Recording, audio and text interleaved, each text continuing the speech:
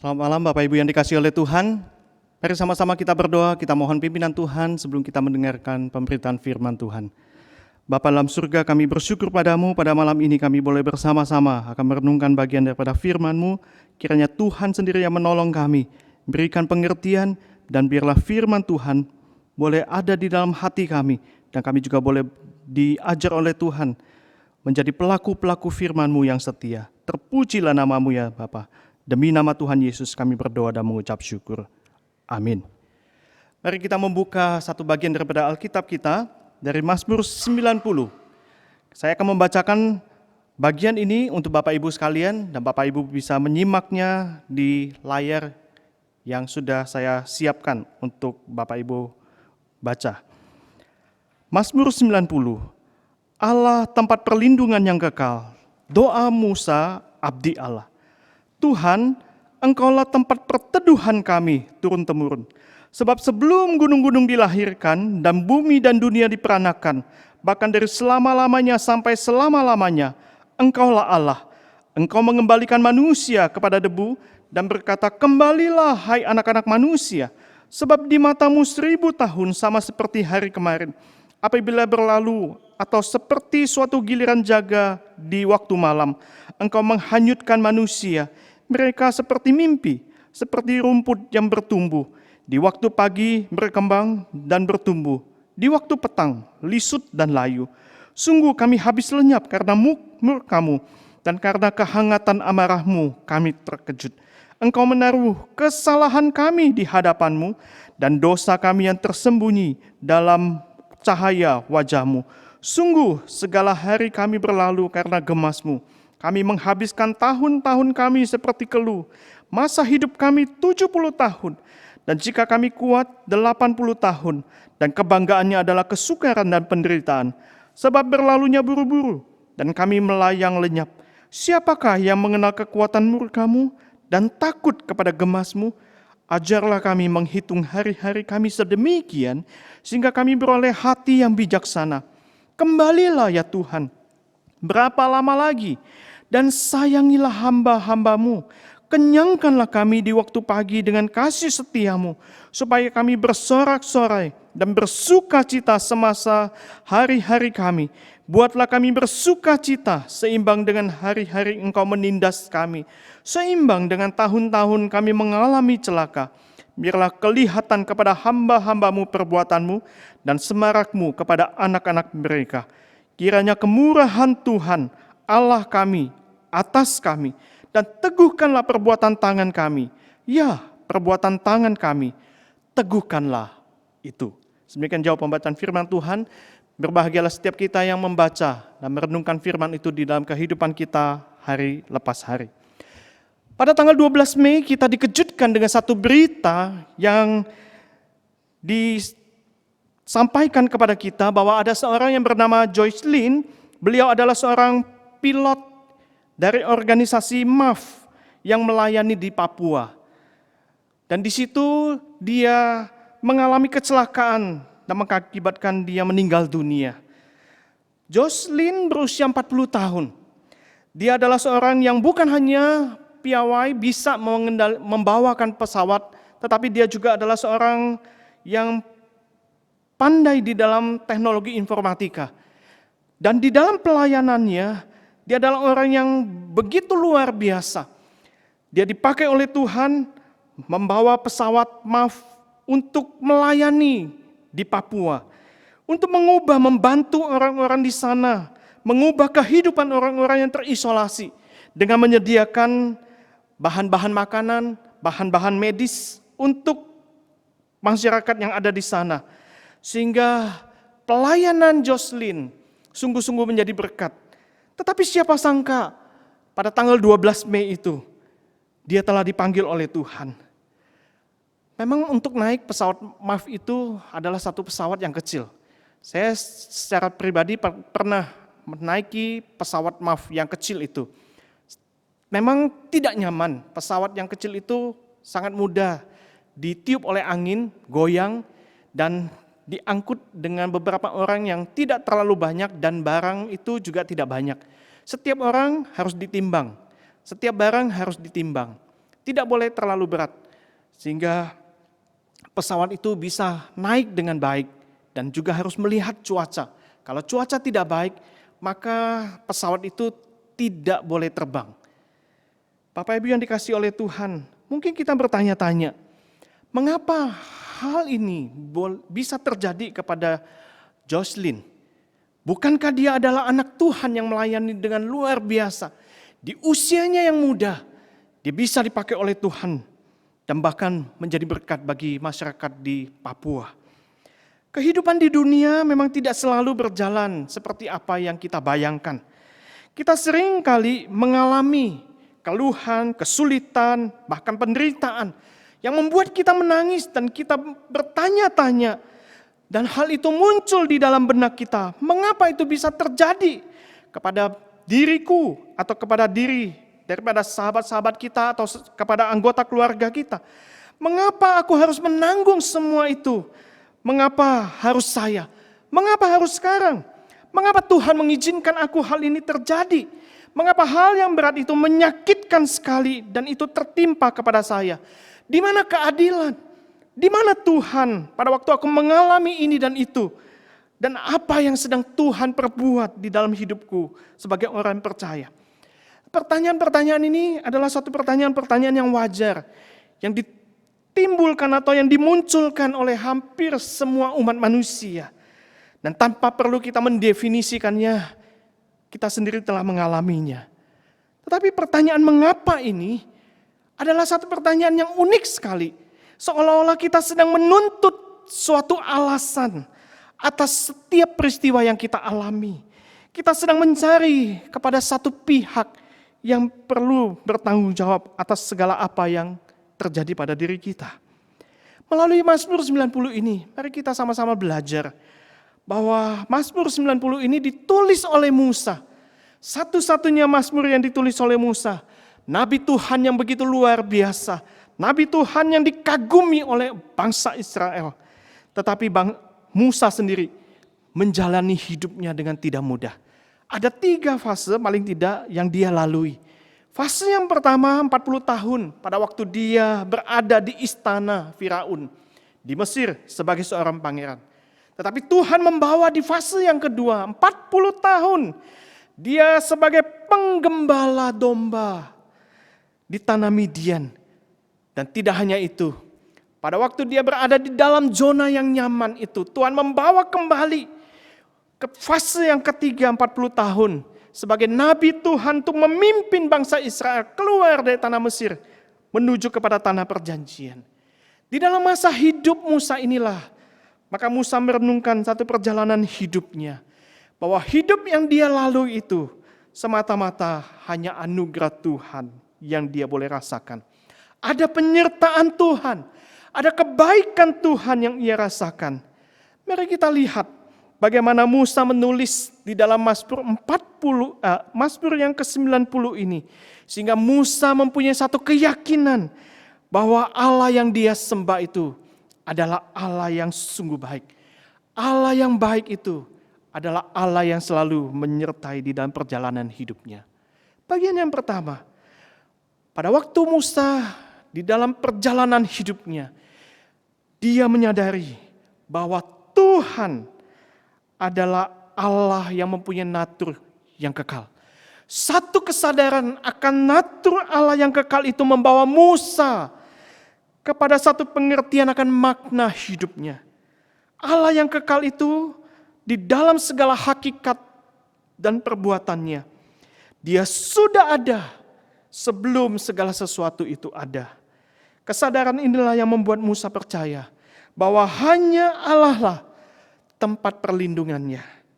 Dari turun-temurun, dari generasi ke generasi, Allah yang dia sembah, Allah Abraham, Ishak dan Yakub adalah Allah tempat dia berlindung. Sehingga Musa di dalam Ulangan pasal 33 ayat 27, di situ dia menyebutkan Allah yang abadi adalah tempat perlindunganmu. Dan di bawahmu ada lengan-lengan yang kekal itu. Lengan-lengan yang kekal, tempat dia berlindung.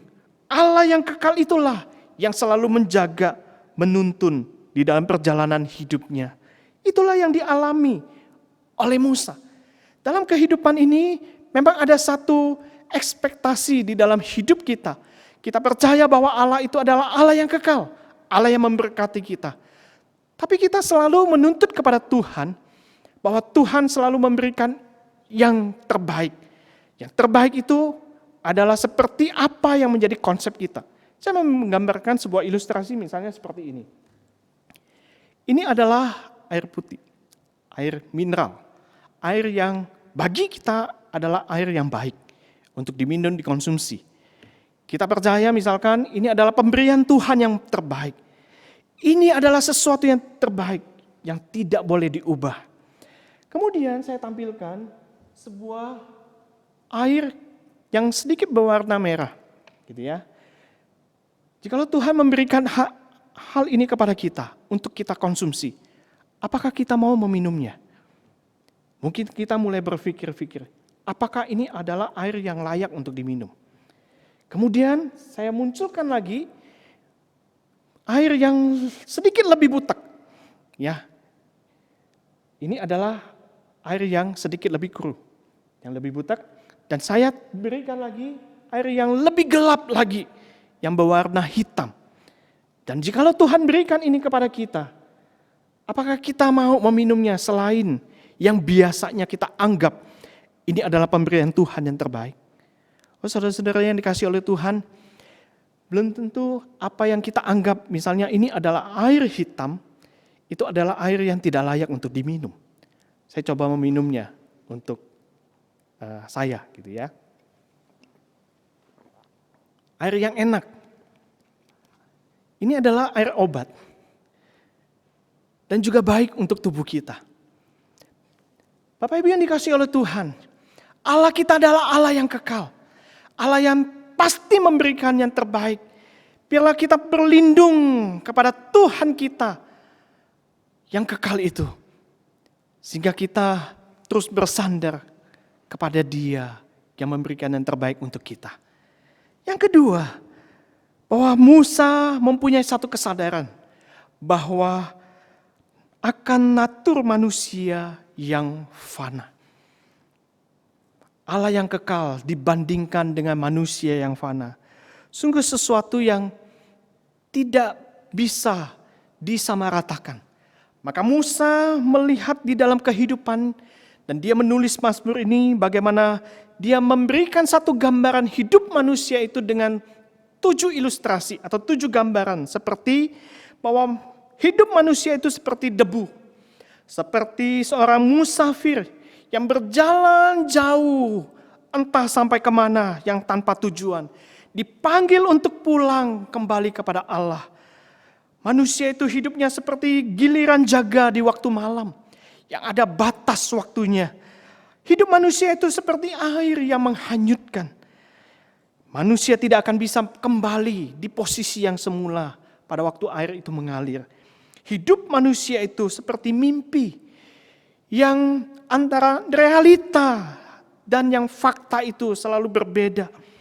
Mimpi itu mungkin sangat indah, tetapi pada waktu kenyataan hidup tidak seperti apa yang kita mimpikan.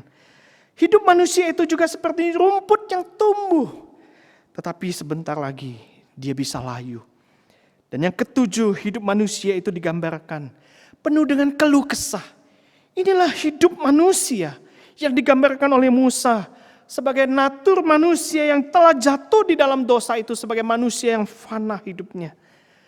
Di masa-masa ini kita melihat bagaimana wabah pandemi COVID-19 itu menghantam seluruh dunia. Kita bisa melihat di dalam layar kaca yang saya tampilkan ini, update pada tanggal 18 Mei, bahwa hampir seluruh dunia terkena dampak COVID-19 ini. Seluruh dunia mengalami kesusahan. Dan banyak sekali komentar-komentar daripada orang-orang yang sukses, orang-orang yang kaya, yang memiliki harta yang banyak, mereka berkomentar seperti ini. Bahwa ternyata semua yang mereka miliki, harta yang banyak sekalipun, menyadarkan kepada mereka bahwa hidup ini adalah hidup yang sementara. Semua harta yang mereka miliki itu semuanya itu adalah fana adanya. Karena mereka tidak bisa memiliki kebebasan di masa pandemi ini. Bapak Ibu yang dikasihi oleh Tuhan, bagaimana dengan hidup kita? Apakah kita mempunyai satu kesadaran bahwa hidup kita ini adalah hidup yang fana? Dan masuk di dalam bagian yang ketiga, Musa melihat di dalam hidup yang fana ini, dia sadar bahwa semuanya itu adalah akibat dosa. Akibat dosa dan mengakibatkan singkatnya hidup manusia itu. Musa sadar bahwa Allah yang panjang sabar dan berlimpah kasih setianya itu tidak dapat dijumpai oleh manusia karena ada penghalang dosa yang besar. Tidak ada satupun manusia yang dapat hidup terhadap kehangatan murka Allah. Sehingga dosa itu mengakibatkan umur manusia dipersingkat oleh Tuhan. Kita bisa membandingkan itu di dalam Kejadian pasal 3, bagaimana manusia setelah jatuh di dalam dosa, maka Tuhan menghukum salah satunya adalah usia manusia diperpendek. Namun di dalam anugerah Tuhan, Allah telah menebus kita melalui Yesus Kristus. Orang-orang yang telah dipilihnya, kita boleh mendapatkan satu pengampunan melalui Yesus Kristus.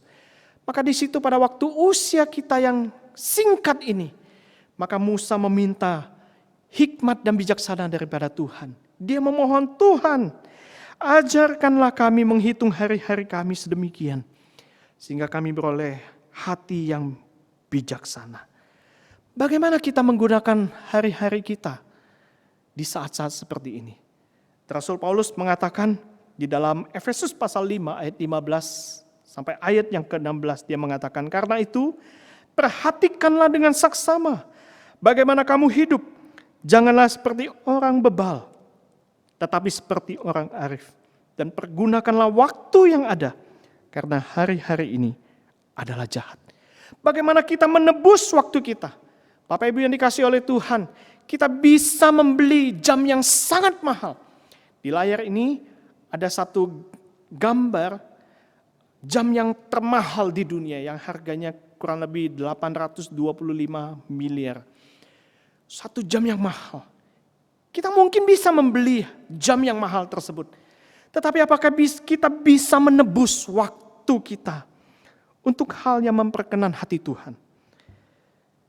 Saya mengambil sebuah contoh, seorang yang bernama Billy Graham.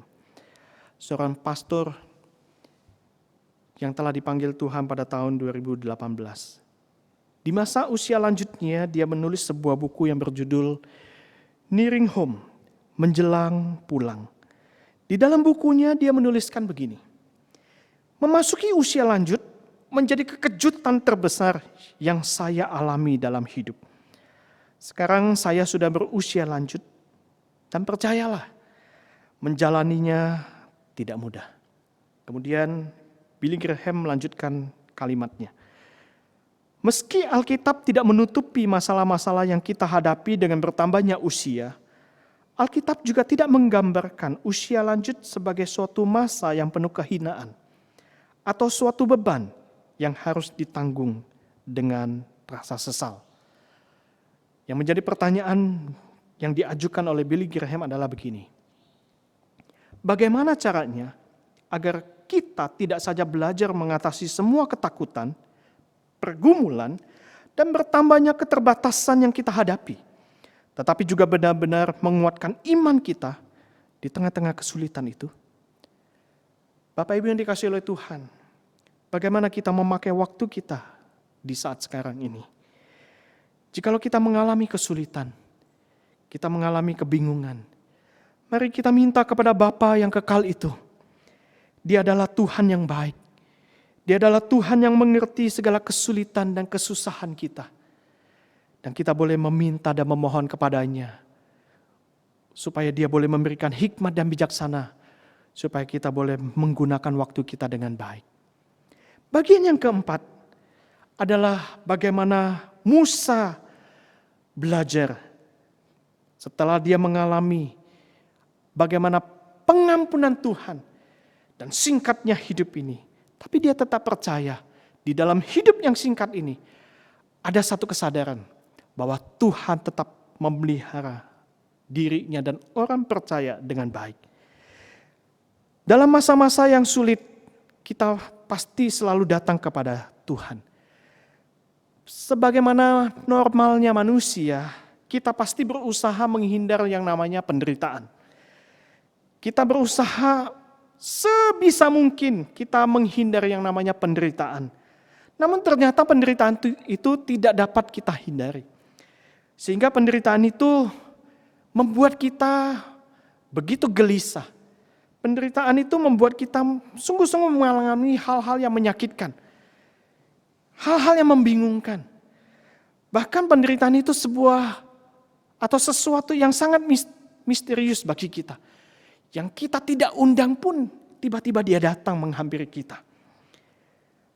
Tapi kalau kita merenungkan pada waktu kita menghadapi masa-masa yang sulit ini, kita percaya bahwa ada maksud Tuhan di balik setiap apa yang kita alami. Paling tidak adalah bahwa Tuhan ingin agar sifat-sifat Kristus itu ada di dalam diri kita. Paulus menegaskan di dalam Roma pasal 28 sampai ayat yang ke-29, dia mengatakan, kita tahu sekarang bahwa Allah turut bekerja dalam segala sesuatu untuk mendatangkan kebaikan bagi mereka yang mengasihi Dia, yaitu bagi mereka yang terpanggil sesuai dengan rencana Allah. Sebab semua orang yang telah dipilihnya dari semula, mereka juga ditentukannya dari semula untuk menjadi serupa dengan gambaran anaknya, supaya anaknya itu menjadi yang sulung di antara banyak saudara. Penderitaan bisa membawa kita kepada satu pengalaman dan pemahaman pribadi di dalam relasi kita dekat dengan Tuhan. Ingatlah bahwa kita tidak pernah luput dari perhatian Allah dan tangan kasih-Nya yang memelihara kita. Yesus adalah Sang Immanuel, Allah yang beserta dengan kita. Bapa yang baik, Bapa yang tidak pernah berubah dari dahulu, sekarang, dan sampai selama-lamanya. Hal ini juga telah dialami oleh seorang yang bernama Nick Vujicic. Nah, kita akan melihat dan menyaksikan tayangan video dari kesaksian Nick Vujicic, dan saya persilakan kepada tim untuk menayangkannya. Do you know God? Do you know God as what? Who? What does He do for you? Why is He interested in us? Why would He ever have the time of day to listen to my prayer? Who am I compared to God, the creator of the universe, the Alpha and Omega? It's a big thought. For me, God is everything. For me, there were many times in my life where I did not have peace in my life, and seeking the answers to many questions, and of course being born without limbs, I asked God, why did this happen? You know, we always talk to God more on a bad day. We ask God for things, we thank God for things, but do you get to know Him? Do you talk to Him apart from just asking Him for things? Because if I had a friend and I just called Him up when I needed Him, it's not really a friendship. Do you know that He is excited to hear from you? Do you know that you were on His mind before the earth began and He formed you in your mother's womb? That was such an amazing peace that I had at 15 years old, to know that I finally have someone who's going to be with me through it all, who knows all my circumstances, who's bigger than my circumstances, not like my parents. My parents loved me, my parents were there for me, they were not going to leave me at all, but they couldn't change anything, and they couldn't heal my heart, but God did. How cool is that? That He loves me so much that He sent His Son, Jesus Christ, to die on the cross for my sins. Who am I that God would ever want to even talk to me, let alone let His Son die for me? Jesus Christ, He died for my sins. But John 3:16 says God came and saved the world. He rescued us by sending His Son, Jesus Christ. In verse 17 it says Jesus did not come into the world to condemn the world, but to save us. And when the world thinks, well, Jesus is now the only way, the truth, and life. Yeah, it's because He is the only one who died for our sins. He's the only one who claimed that He was God in the flesh. He was the only holy one. He was the only one who faced the devil, face to face, and one. He was the only one who could raise himself from the dead. And when I believe in God and I receive him as my Lord and get to know him as my friend, that same Spirit of God that raised Jesus Christ from the dead, the Holy Spirit, will raise me up from the dead. How cool is that? I'm not going to die. I may take my last breath here on earth, but I have confidence in him, not only for salvation, but for comfort, for strength. And I can actually talk to him. I might be good to you, but compared to God, who's Nick Vujicic? No one.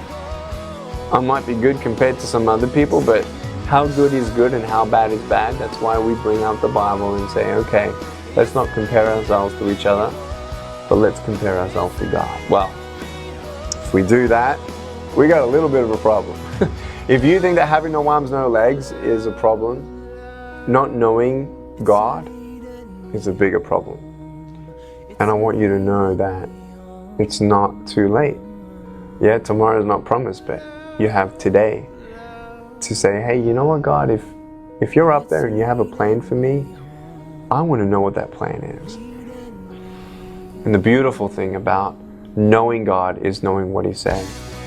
Knowing what he says about how much he loves me, about how he'll never leave me, about no matter how many times I fail, he still loves me and I'm under construction every day. And Nick fails God, but God's grace is sufficient as long as I hunger and strive to know him more. And it's not this to-do thing, it's a love thing. I love God, and God loves me. And as we spend more time with each other, I fall in love with him more and more every day. The most exciting thing that I can ever do today is to know something more about God's love for me and my family. He can give you faith to believe this. If you ask him for faith, he will actually give you faith. Faith is not a gift that's earned. Faith is a gift that's given. He loves you so much. And more than anything today, I want you to know God.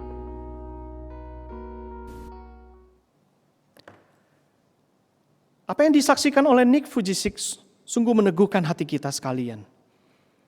Dan juga melalui renungan daripada Mazmur 90 ini, membawa kita melihat kembali bahwa Allah yang kita sembah di dalam Yesus Kristus adalah Allah yang baik. Allah yang kekal itu membawa kita untuk makin mengenal Dia. Membawa kita makin memahami akan makna hidup kita. Kita sadar bahwa kita adalah manusia yang fana. Kita sadar bahwa kita adalah manusia yang berdosa dan betapa singkatnya hidup kita di dalam dunia ini. Tetapi percayalah bahwa di dalam singkatnya hidup kita adalah orang-orang yang dipercaya oleh Tuhan, dipelihara oleh Tuhan dengan baik. Saudara yang dikasihi oleh Tuhan, saya menemukan begitu banyak bahwa orang-orang percaya sering kali menghadapi masa-masa yang sulit karena ketaatannya. Namun bersyukurlah karena tanda-tanda orang yang dipilih oleh Tuhan, hidupnya tidak mudah. Amin. Mari saya mau ngajak kepada saudara sekalian, kita mengatakan kepada Tuhan dengan kalimat yang tertempang-pang di layar kaca Bapak Ibu sekalian, kita ucapkan ayat firman Tuhan ini bersama-sama. Bersyukurlah kepada Tuhan sebab Ia baik, bahwasannya untuk selama-lamanya kasih setianya. Sekali lagi kita katakan, bersyukurlah kepada Tuhan sebab Ia baik, bahwasannya untuk selama-lamanya kasih setianya. Amin. Mari kita berdoa. Kami bersyukur kepadamu ya Tuhan untuk kasih setiamu yang sungguh nyata di dalam hidup kami. Sekalipun saat ini kami mengalami berbagai macam kesulitan hidup. Di masa pandemi COVID-19 ini membawa kami sangat terbatas bergerak. Kami tidak bisa melakukan banyak aktivitas. Tapi kami bersyukur ada maksud dan rencana Tuhan di balik semuanya ini. Tuhan ajar kami melihat kebaikan-kebaikan Tuhan sekalipun kami di masa-masa yang sulit ini. Terima kasih untuk Mazmur 90 yang boleh meneguhkan kami Mengajar kami melihat bagaimana tangan Tuhan yang kekal itu memelihara hidup kami. Terima kasih Tuhan, terpujilah nama-Mu. Demi nama Tuhan Yesus kami berdoa, kami mengucap syukur. Amin.